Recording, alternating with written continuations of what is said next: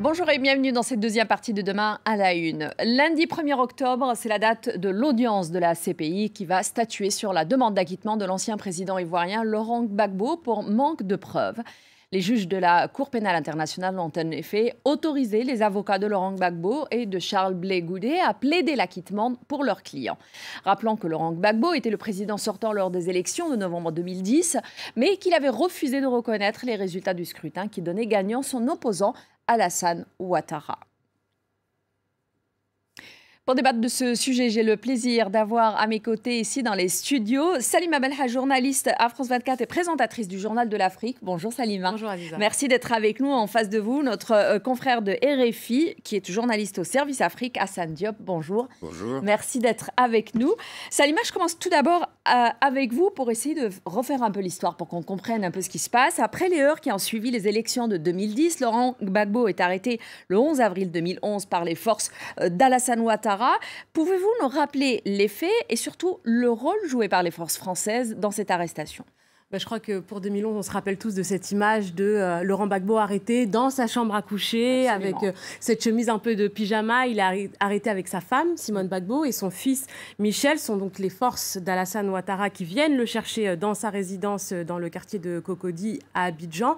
Et tout de suite, par rapport au rôle de l'armée française que vous demandiez, Aziza, il y a tout de suite des rumeurs d'ingérence. En fait, il y a des pro-Gbagbo qui disent avoir été arrêtés par des soldats français. Or, tout de suite, le gouvernement français réagit et explique qu'il n'y a pas eu d'ingérence, que les soldats français de la force Licorne, donc la force qui est présente en Côte d'Ivoire, n'est intervenu qu'en soutien de la mission de l'ONU en Côte d'Ivoire, de l'ONUCI. Ils ont répété que c'était un soutien aérien à la demande de la Côte d'Ivoire, mais que les Français n'ont pas participé à proprement parler à l'arrestation de Laurent Gbagbo. Depuis, les militaires français ont quitté la Côte d'Ivoire. La force Licorne a été arrêtée en 2015, mais la rumeur sur cette ingérence française persiste. Absolument, et continuons, on y reviendra. Hassan, quelques mois plus tard, Laurent Gbagbo est transféré à La Haye, à la CPI.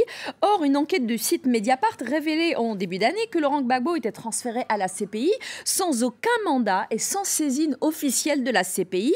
Le but, selon Mediapart, aurait été d'écarter durablement Laurent Gbagbo du pouvoir et donc faciliter la tâche à Alassane Ouattara. En effet, c'est à la suite d'une enquête publiée en octobre 2017 que ces révélations ont été faites.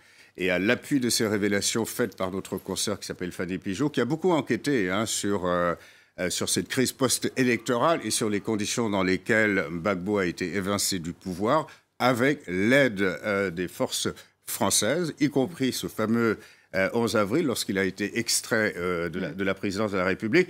Alors, le document qui a été publié par Fanny indique que le procureur argentin, le premier procureur de la CPI, Luis Moreno Ocampo, s'était adressé au ministère français des Affaires étrangères afin que le ministère français des Affaires étrangères interviennent pour que Laurent Gbagbo soit maintenu coûte que coûte en détention afin d'être ensuite transféré à la Cour pénale internationale qui siège donc aux Pays-Bas à La Haye afin que une procédure puisse être engagée contre lui. Et dans le message qui a été relayé ensuite par... C'est une note diplomatique, me semble-t-il. Alors, c'est une note diplomatique qui ensuite va être relayée par le département Afrique du ministère des Affaires étrangères auprès d'autres diplomates, notamment à Poste à Abidjan, notamment également auprès de la cellule Afrique de l'Élysée. À cette époque-là, c'est M. Sarkozy qui était à l'Élysée et qui est un proche ami de Alassane Ouattara. Donc, bref, c'est-à-dire qu'au fond, le procureur de la République, le procureur de la CPI, Luis Moreno Ocampo,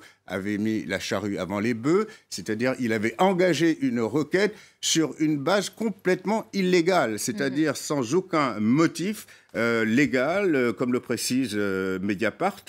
Et ensuite, Mediapart, qui d'ailleurs, en octobre dernier toujours, va révéler, avec un certain nombre de journaux européens, un certain nombre de dérives, voire d'informations sulfureuses concernant ce monsieur Moreno, Luis Moreno Ocampo, notamment dans l'affaire libyenne, des comptes bancaires offshore, bref, quelque chose qui est plutôt, je dirais, assez dérangeant. Alors, la CPI, c'est-à-dire celle qui lui a succédé, qui était son assistante à l'époque, c'est-à-dire Mme Bensouda, avait simplement botté en touche en disant qu'il était passé dans la sphère privée. Donc il y a énormément, beaucoup de doutes et puis surtout beaucoup d'interrogations entre les relations de cet homme de justice. La justice est censée être libre et indépendante du pouvoir politique. Or, on voit bien que Luis Moreno Ocampo était en relation constante aussi bien avec les politiques français qu'avec les politiques ivoiriens du côté de Ouattara. Alors justement, en parlant des politiques français, Salima, là on touche à un dossier assez sensible, la France-Afrique bien évidemment. Or, plusieurs proches plutôt de Gbagbo dénoncent aujourd'hui encore le rôle joué par la France justement dans ces manœuvres politiques. Alors pourquoi est-ce que la France aurait aidé Alassane Ouattara? Alors on vient de l'entendre, Nicolas Sarkozy qui était au pouvoir à l'époque était un proche d'Alassane Ouattara. Et d'ailleurs, on a eu des propos rapportés qui seraient ceux de Nicolas Sarkozy et qui étaient dans un livre qui est sorti chez Fayard. Ça reste entre nous 2 ans de confidence de Nicolas Sarkozy qui allait un peu dans ce sens-là.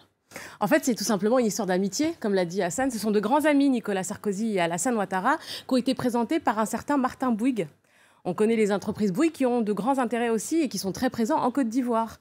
Et c'est une véritable histoire d'amitié. On n'est pas dans une histoire d'amitié d'État à État. Là, ce sont vraiment 2 hommes amis. Alassane Ouattara a même dit dans un article de nos confrères de Jeune Afrique que s'il pouvait compter 5 amis dans le monde, Nicolas Sarkozy en faisait partie.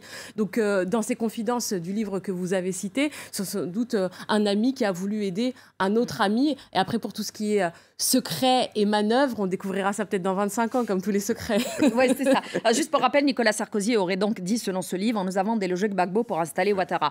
Assad, la Croix-Rouge avait parlé en 2011 d'exactions qui auraient été commises par les troupes d'Alassane Ouattara aussi. Il y a eu des heurts entre les 2 parties, les pro-Ouattara, les pro-Gbagbo. Il y a eu des exactions des 2 côtés. Or, aujourd'hui, tout le monde se dit, eh bien, ni Ouattara ni ses équipes, personne n'est inquiété par la justice, d'ailleurs, ni ivoirienne ni internationale, alors que Gbagbo est en prison. Voilà, ce qui amène certains observateurs, pas seulement les partisans de Gbagbo, à parler de justice des vainqueurs. Car ce n'est pas simplement la Croix-Rouge qui a relevé cet état de fait.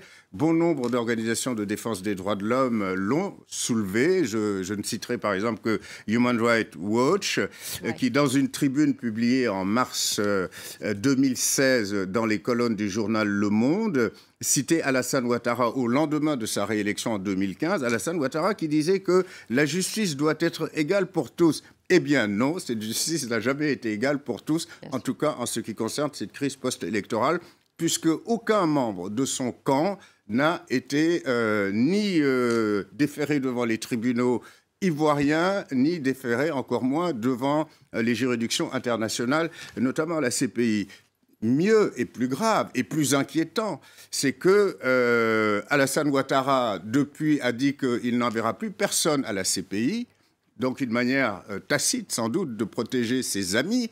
Et puis parmi ses amis, il y avait ces fameux Comzones, c'est-à-dire ces chefs de guerre qui contrôlaient surtout le nord du pays depuis 2002 et qui étaient issus des forces nouvelles, la guérilla qui avait été créée par M. Guillaume Soro. Et ces Comzones ont commis des exactions terribles à Douéké. Il y a eu des exécutions sommaires, il y a eu des prédations, il y a eu... Mais franchement, ils ont mis en coupe réglée le nord du pays. Or, parmi ces 3 Comzones, 3 aujourd'hui ont été promis préfets de la République de Côte d'Ivoire. Je peux vous citer leurs noms. Il y a Thuo Fosier qui dirige la préfecture de Bouaké, c'est-à-dire la 2e ville du pays. Il y a Massamba Koné, un autre ex-Comzone qui lui a été nommé préfet de région. Et puis il y a surtout aussi Ousmane Koulibaly, alias Ben Laden, ce qui en dit long, qui a été nommé le préfet du port de San Pedro. San Pedro, le port par lequel transitent le cacao et le café ivoirien. Donc c'est bien là, on est face quand même à une justice des vainqueurs. Et Fatou Bensouda a beau proclamer, oui, qu'il y aura des inculpations, etc. Mais en matière de procédure judiciaire, on n'a jamais vu qu'on allait d'abord s'occuper d'un camp, et puis on s'occupera ensuite de l'autre. Salima, les avocats de Laurent Gbagbo vont donc essayer de plaider l'acquittement. Ils ont été autorisés par la CPI à le faire. Est-il possible que Laurent Gbagbo soit acquitté? Est-ce que c'est quelque chose qui peut arriver? Et puis surtout, à quoi pourrait ressembler son avenir aujourd'hui? Je crois qu'il ne faut jamais dire jamais, puisqu'on a assisté à l'acquittement de Jean-Pierre Bemba, qui était poursuivi aussi à la Cour pénale internationale, l'ancien vice-président de la République démocratique du Congo, qui a été libéré au mois de juin et qui a pu même se présenter, enfin qui a voulu candidater pour la présidentielle en RDC qui aura lieu en décembre. Donc, un acquittement est possible. Jean-Pierre Bemba a été acquitté faute de preuves. On verra quel dossier sera présenté lundi à la CPI. Et si Laurent Gbagbo est libéré, à savoir est-ce qu'il rentrera en Côte d'Ivoire, on a reçu dans le Journal de l'Afrique le porte-parole adjoint du gouvernement ivoirien, Mamadou Touré, qui ne s'est pas vraiment prononcé sur savoir si on le laisserait rentrer au pays. Et peut-être qu'il pourrait même se présenter pour la présidentielle de 2020.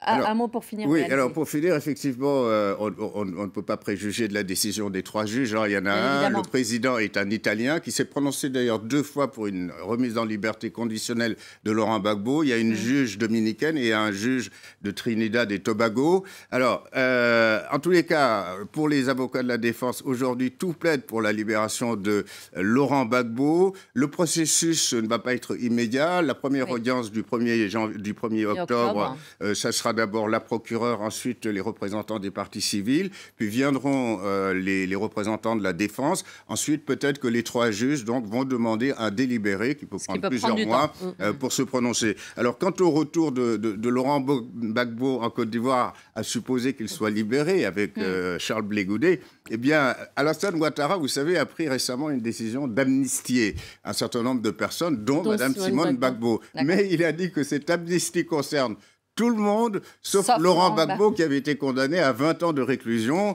par contumace à propos d'un braquage de la Banque centrale des États d'Afrique de l'Ouest à Abidjan. Donc, s'il veut rentrer, il fera peut-être face à la justice ivoirienne cette fois-ci. Merci beaucoup, Hassan Diop, pour toutes ces explications. Merci, Salima, d'avoir été avec nous. Merci à vous tous de nous avoir suivis. J'aurai le plaisir de vous retrouver dans 2 semaines. La semaine prochaine, c'est ma collègue Nabia Makloufi qui sera avec vous. En attendant, je remercie toute l'équipe qui est derrière la préparation, aussi bien en régie que Lamia Magnard et Sarah Aboubakri. Je vous retrouve donc avec grand plaisir dans 2 semaines. En attendant, n'oubliez pas que l'avenir n'est qu'un présent qui s'ignore et très très bon week-end à tous.